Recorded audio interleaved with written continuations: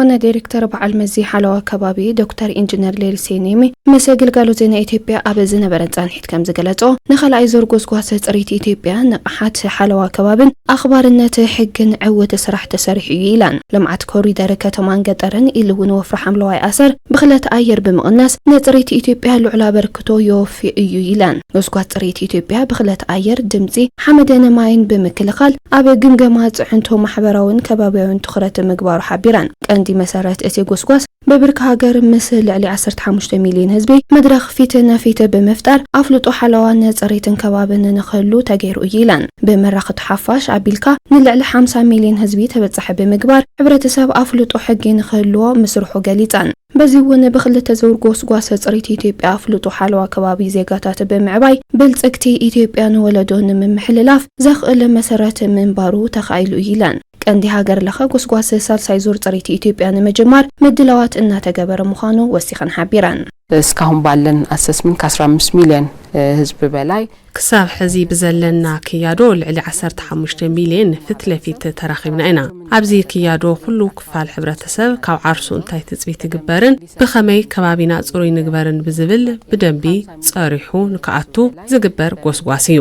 ንልዕሊ 50 ሚልዮን ዝኸውን ህዝቢ ብመዳይ መራኸብቲ ሓፋሽ ተበጻሕ ተገይሩ እዩ እዚ ጎስጓስ ካብ ተፈላማይ ጎስጓስ ፍልይ ዘብሎ ሕብረተሰብ ካብ ብኽለት ከባቢ ኣየር ክጓነፍ ዝኽእሉ ጸገማት ኣፍልጦን ኩሉ ጥራሕ ዘይኮነስ ምኽባር ሕግን ሰናይ ተግባርን ሰሪሖም ንኻልኦት ኣብነት ክኾኑ ዝኽእሉ ሰባት ድማ ናይ ምብርትታዕ ስራሕ ኣብ ኩለን ክልላትን ክልቴን ምምሕዳር ከተማታትን ሰሪሕና ኢና እዚ ውጽኢታዊ ዝኾነ ጉዕዞና እዩ ቀጻሊ ድማ ሳልሳይ ጎስጓስ ኢትዮጵያ ጽሪትን ምግባር ክንጀምር ኢና ሶስተኛውን የጽዱን ኢትዮጵያን ባህልና ድርግ ንቅናቄ የምንጀምር ይሆናል بقدماء ሚኒስትር ዶክተር አብይ አህመድ ተጀመሩ ወፍር ሐምላው ያሰር ዕውትነት ልማት ኮሪደር ከተማን ገጠርን በخلተ ከባቢ አየር ንምቅናስ ንህንጸት ጽሪት ኢትዮጵያ ልዑል በጽሒት ከም ዘወፈየ ገሊጻን ኣብ ልማት ኮሪደር አተሓሕዛ ረስሓት በመዝማን ዜጋታት ጽሩይ ምህዳር መንበርን خلون ብምኽአል ጥዕንኦም ዝሓለው ዕውትነት ልማት ተሰርሑ ይላን ባለፉት የለውጥ ዓመታት ባረንጓዴ አሻራ አብዝ ሐለፉና የለውጥ ዓመታት በወፍሪ ሐምላው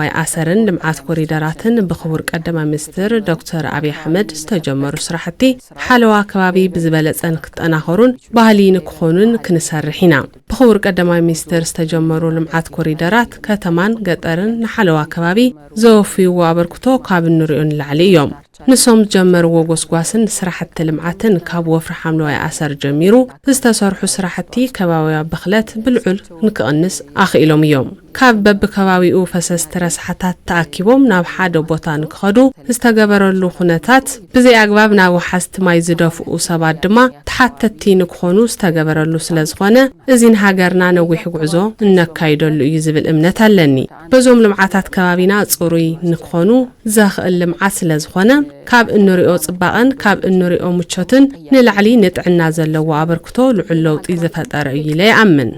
ትልቅ ለውጥ የፈጠረ ነው የሚል እምነት አለን بتوسخي بدرجة هاجر زكايد زلو سرحة عقب حمد ماين دحنة سنة مهدار بمحلاو هانات إيتارا يتصاوته كم زلو عملاخيتان بسيركولار إيكونومي فنوتو كارتا رسحة مليس كان بطمين خو علب مقبار عبد السرحو سرحتي ولقات كالات نايمة برتاع سرحتي يسرح على إيلان የሰርኩላር ኢኮኖሚ ፍኖተ ካርታ ታሳቢ የሚያደርገው መልሶ መጠቀምን ሰርኩላር ኢኮኖሚ ፍኖተ ካርታ መልስኻ ምጥቃም ዝበረታታ ተመሊሶም ንኻል ግልጋሎት ዝውዕሉ ደጊምኻ በመስራሕ ንኻልኦት አቁሑት ዝቕይሩ ናይ ውልቀት ካላት ምብርትታዕን ምሕጋዝን ማእኸል ዝገበረ ፍኖተ ካርታ እዩ እቲ ፍኖተ ካርታ ናይ ውልቀት ካላት በብዝሓት ንክሳተፉ ዝበረታታ ፍኖተ ካርታ እዩ ኣብዚ ኸይዲ ናብ ኢነርጂ ዝቕየር ኣብ አዲስ አበባ ኣሎ እዩ ኣብዚ ሕዚ እዋን ንሱ ኣብ ስራሕ እዩ ዝርከብ እኹሉ ይልና ይንኣምንን ሕዝውን ውልቀት ካላት ብስፍሓት ናብዚ ክዋፈሩ ይግባእ ዝብል እምነት እዩ ዘለና እዚ እውን ብዝምልከት አካላት ማስታወቂያ እናሰርሑ እዮም ዝርከቡ ፕሮሞሽን ስራዎች እየተሰራ ነው የሚገኘው ማለት ነው